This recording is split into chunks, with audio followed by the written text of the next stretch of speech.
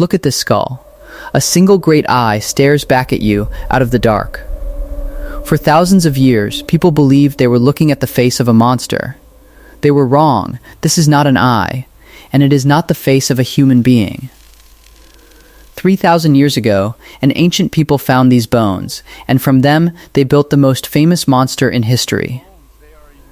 They called it the Cyclops. Today, you are going to find out what it really was. Remember this skull. We will come back to it, and when we do, you will never see it the same way again. Let us start with a story you may already know. A hero named Odysseus is sailing home from a long war. His ship lands on an unknown island. He walks into a great cave, looking for food. And there, he meets him, a giant as tall as a tree, with a single huge eye in the middle of his forehead. The creature seals the entrance with a boulder and begins to devour the men of Odysseus, one by one. The hero escapes by cunning alone.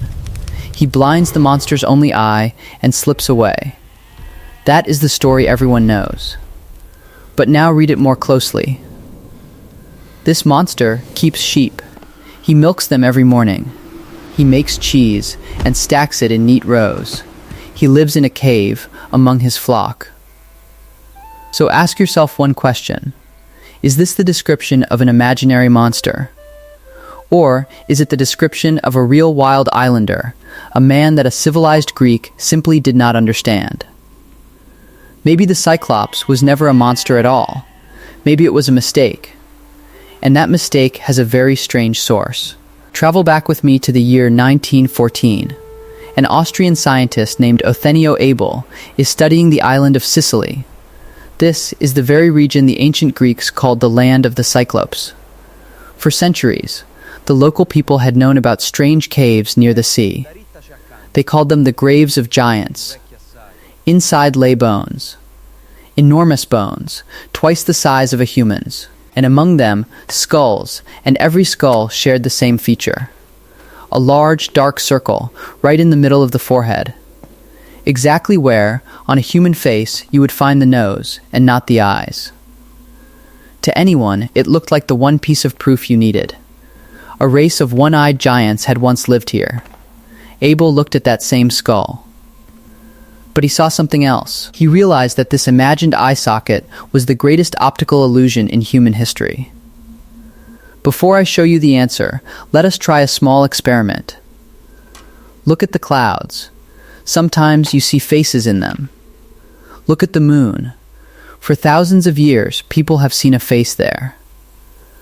Look at a wall in a dark room at night. Your mind draws shapes that are not there. This is called pareidolia. The human brain is wired to search for faces everywhere. It is an ancient survival instinct. Better to mistake a shadow for an enemy 100 times than to miss a real threat even once. Even as you watch this video, your brain is still searching for faces around you. And it will get it wrong, again and again. Now picture a human being 3,000 years ago. A dark cave, the light of a small fire, and in front of them, a huge skull, with a single black hole in the center. Their mind can reach only one conclusion. Now look at that skull again. This is not the skull of a giant. It is the skull of an elephant. And that hole in the center was never an eye. It is the nasal passage, the place where the trunk attached. The elephant's real eyes are here, small, off to the sides, flat, and almost invisible. In the dark of a cave, you simply cannot see them. All that is left is one large hole in the center, the eye of a monster. But the story does not end there. Because these were no ordinary elephants. Thousands of years ago, these animals became trapped on the islands, when the sea rose and cut them off from the mainland. With no space and little food, they shrank with every generation. And so the dwarf elephant appeared, an adult standing less than 1 meter tall, about the size of a large dog. But long before that, its distant mainland ancestor had crossed onto these lands, and that beast was a true giant, 4 meters tall. Taller than any elephant alive today, It weighed around 13 tonnes and was one of the largest mammals that ever walked the earth. Thousands of years passed, and ancient people would find, in one and the same ground, both small skulls the size of a pony and the bones of true giants. And every one of them had a single eye in the middle of the forehead. The conclusion was obvious. A race of one-eyed giants had lived here, adult titans and their children. The myth of the giant had a literally giant skull beneath it. And this is where the beautiful story begins to crack.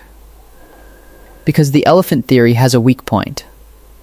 Abel himself, to prove his idea, claimed that an ancient Greek philosopher had seen these very bones and called them the remains of Cyclops. It sounded convincing.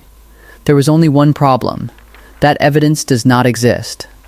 There is not a single word about it in any ancient record. Later researchers could find no support for the source. And to this day, historians argue about how reliable Abel's argument ever was. And without that evidence, the whole theory suddenly becomes nothing more than a beautiful guess. And there is a second problem, an even bigger one. Stories of one-eyed giants exist among many peoples all over the world, including places where elephants never lived. How could the same legend appear among people who had never once seen an elephant's skull? Maybe this was never only about bones.